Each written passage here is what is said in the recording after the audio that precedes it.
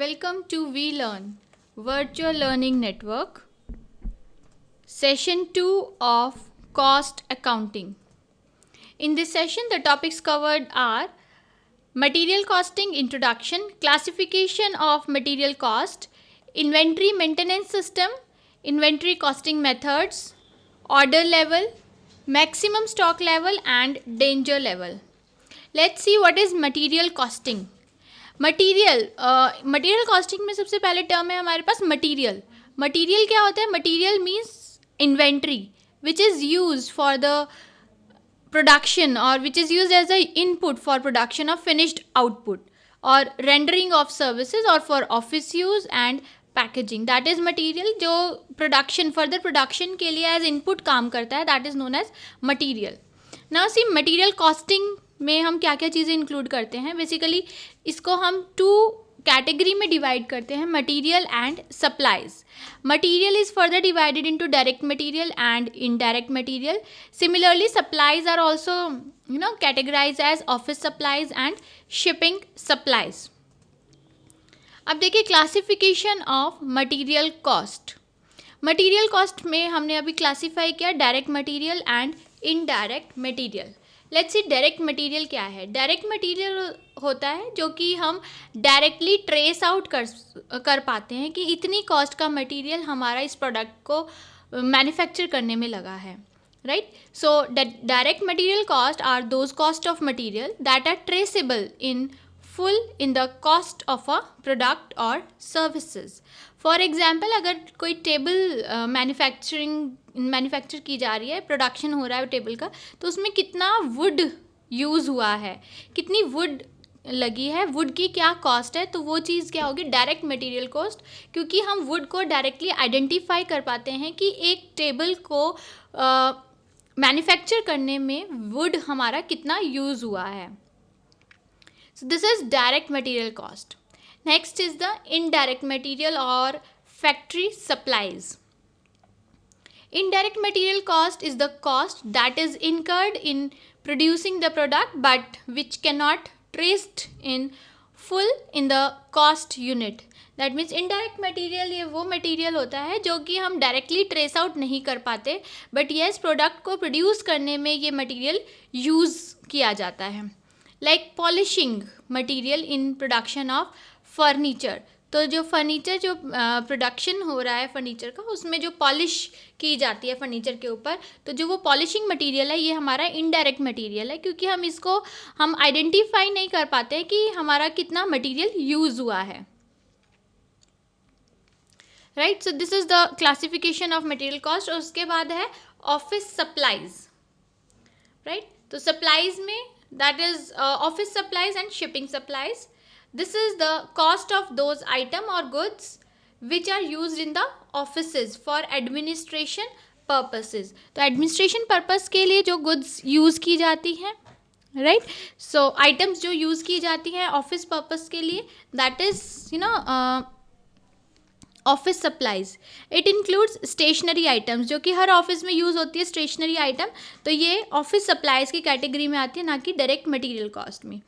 Then आता है हमारे पास shipping supplies. This is the cost of material which is used in the packaging of finished product जो manufactured products हैं उनको पैकेज करने में, उनको पैकिंग करने में जो भी मटेरियल का यूज़ होता है उस मटेरियल के ऊपर जो कॉस्ट चाहिए, that is shipping supply.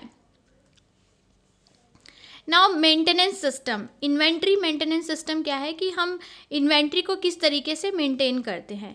Inventory को हम दो तरीके से मेंटेन कर सकते हैं, perpetual and periodic inventory system. Let's see perpetual inventory system क्या है.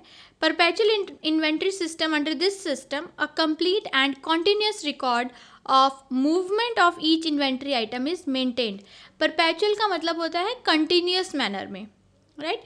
तो जो हमारी इन्वेंट्री होती है, इन्वेंट्री आइटम्स को हम कितना मटेरियल कहाँ पर गया है, कहाँ पर मूव हुआ है, इस चीज़ का कंप्लीट रिकॉर्ड कंटिन्यूस बेसिस पे रखा जाता है under perpetual inventory system. And perpetual records जो होते हैं these are useful in preparing monthly, quarterly और other financial statement. If a firm having perpetual records then only it can make monthly reports or quarterly reports. So record used is normally a store ledger card specifying quantity wise receipt, issue and balance together with values in chronological sequence, right? तो यहाँ पे जो record जो है वो use किया जाता है normally store laser card use किया जाता है इसके लिए, जिसके अंदर हम क्वांटिटी वाइज डिटेल दिखाते हैं इन्वेंट्री की और किस डेट को वो इश्यू हुआ है, बैलेंस कितना बचा है, उनकी मींस पर यूनिट प्राइस और कितनी यूनिट्स उसकी सप्लाई हुई है, कितनी यूनिट्स हमने रिसीव की है, कितनी यूनिट्स हमने इशू की है, किस वैल्यू पे की है. तो ये सब वैल्यूज़ जो होती हैं ये क्रोनोलॉजिकल सीक्वेंस में हम अंडर परपेचुअल इन्वेंट्री सिस्टम में मेंटेन करते हैं. Next is the periodic inventory system. Periodic inventory system, here under this system, the value of inventory is determined at the end of the year through a physical count of inventory in store warehouse. And it does not maintain a continuous record of movement of each inventory.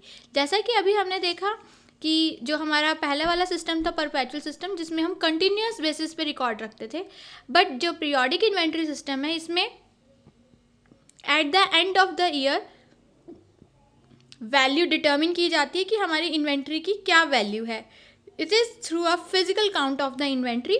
तो इसमें जो store manager होता है वो store में और ware house में जाकर के मैनुअली चेक करते हैं कि हम कितनी inventory at the end of the year बची है, मीन्स क्लोजिंग इन्वेंट्री देखी जाती है. So here we do not maintain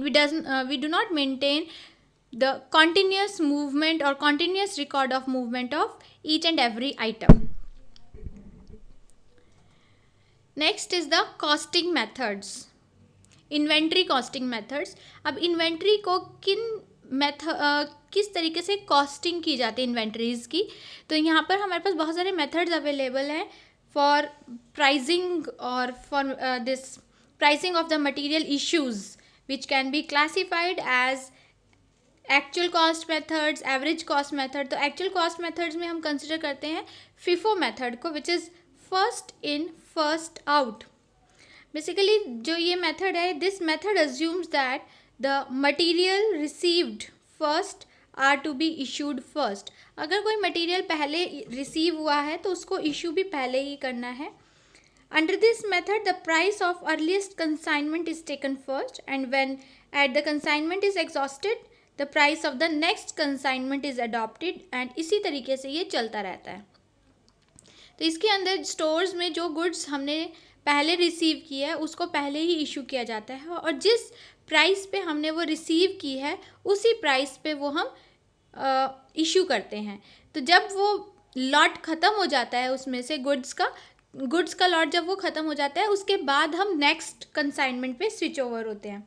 so when a requisition for a certain type of material is presented to the store keeper he will apply the cost of the first lot of materials received provided the same still on hand and if quantity जो जितनी quantity चाहिए अगर वो ज़्यादा है किससे, जो units हमारे पास रिमेनिंग है फ्रॉम द फर्स्ट लॉट से जो यूनिट्स हमारे पास जो बची हुई है उससे ज़्यादा की अगर क्वांटिटी की रिक्वायरमेंट आती है तो पहले हम जो बचा हुआ गुड्स है पहले हम वो देखेंगे फर्स्ट लॉट का. उसके बाद जो हमारा डिफरेंस बच जाता है उसके लिए हम फिर सेकेंड लॉट को कंसिडर करेंगे और उसका जो प्राइस है उसी प्राइस पे वो हम इशू करेंगे.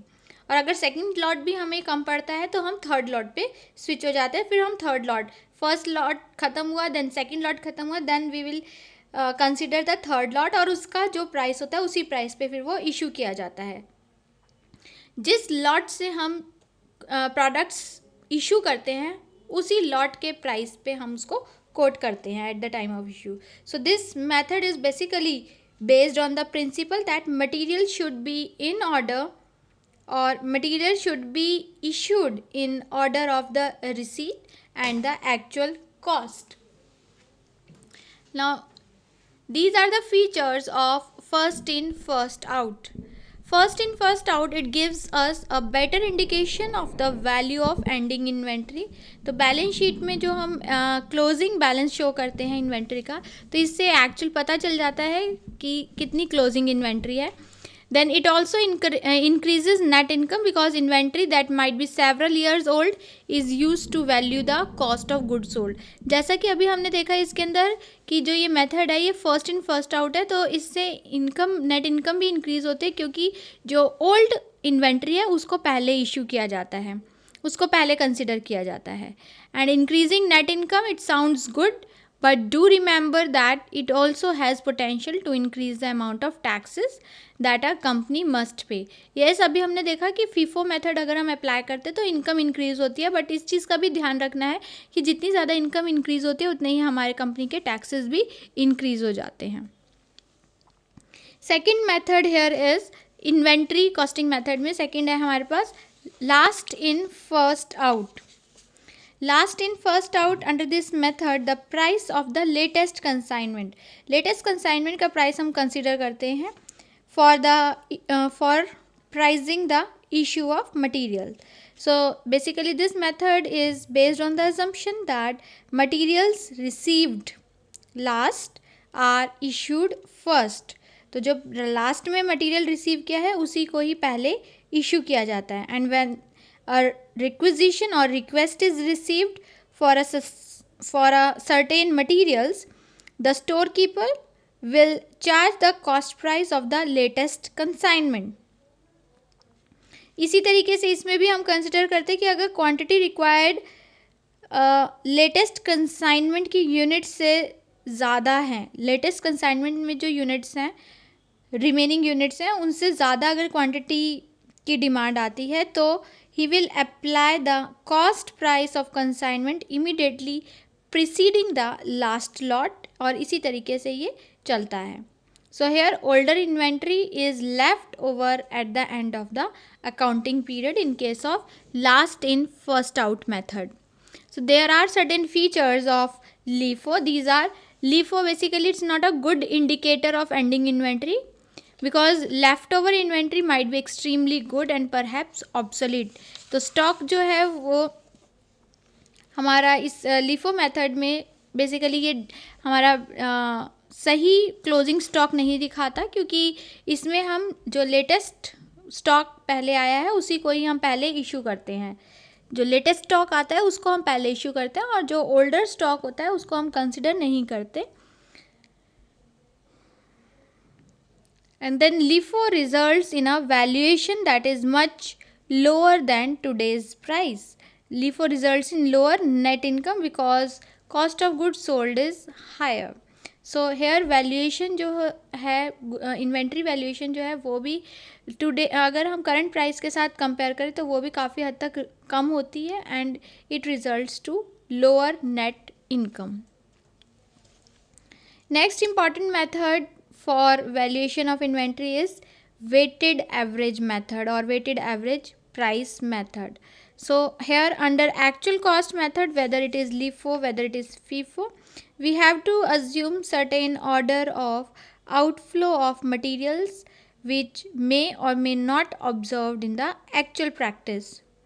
So weighted average method में basically हम क्या करते हैं, we recalculate the average cost of inventory held each time a new delivery is received. So here issues are then recorded at the weighted average price. weighted average price पर हम record करते हैं issue को और weighted average calculate करते हैं value material की जो वैल्यू होती है divided by quantity in stock, that is weighted average price. तो उसी प्राइस पे हम मटेरियल को इशू करते हैं. So there are certain features of weighted average method. That is first feature is weighted average cost produces results that fall somewhere between FIFO and LIFO method. क्योंकि इसके अंदर हम एवरेज कॉस्ट का concept apply कर रहे हैं, तो जो LIFO के प्राइसेस हैं और FIFO के प्राइसेस हैं इनके बीच में कहीं पर ये weighted average कॉस्ट का जो प्राइस होता है वो लाई करता है. There is one practical problem also here. Date units बताई हुई है यहाँ पर कि टोटल जो है 1 जनवरी को 100 यूनिट्स थी at the rate of 10 rupees 1005 और जनवरी में 100 units at the rate of this much of amount.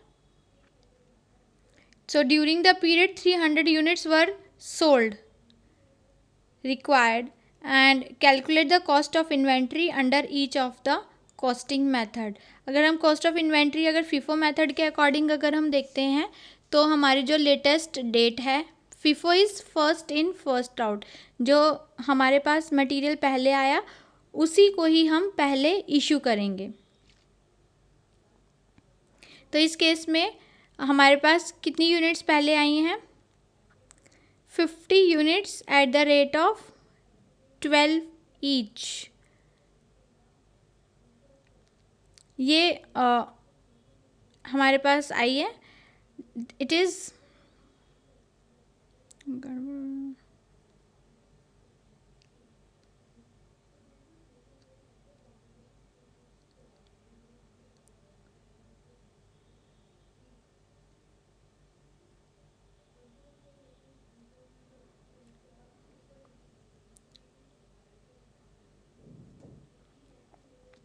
next is the order level.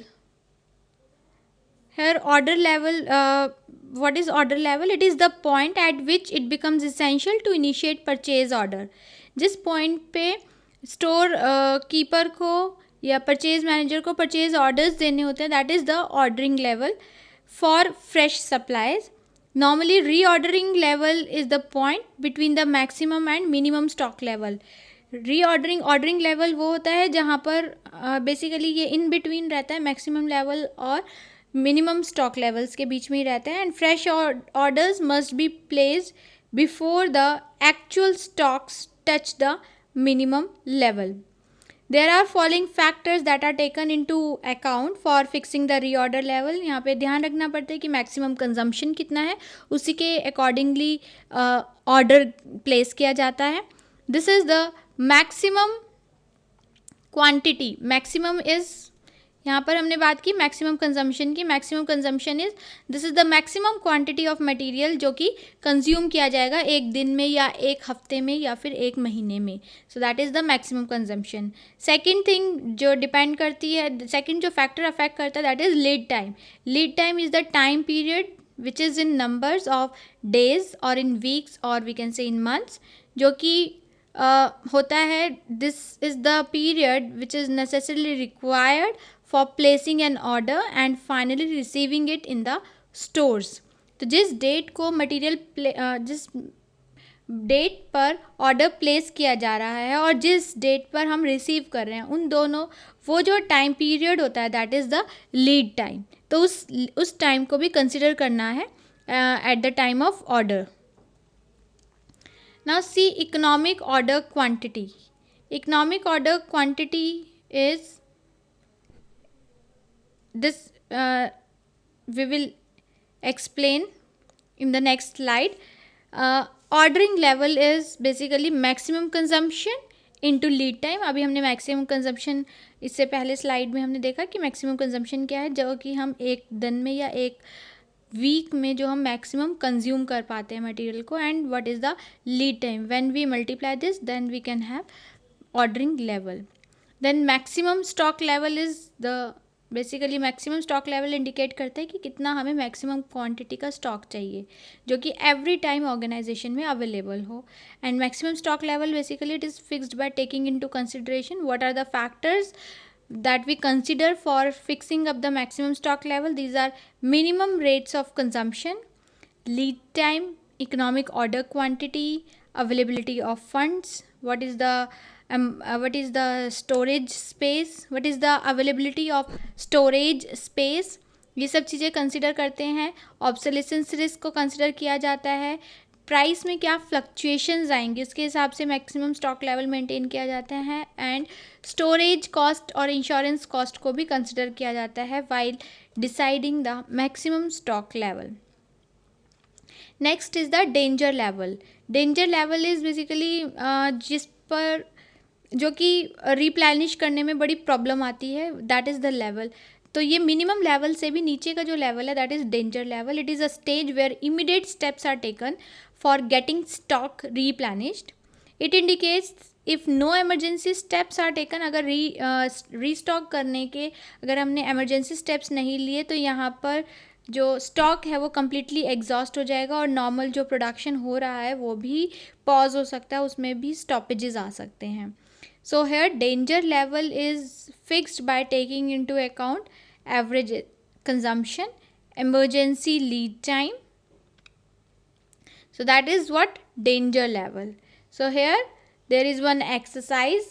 There are two questions in this exercise.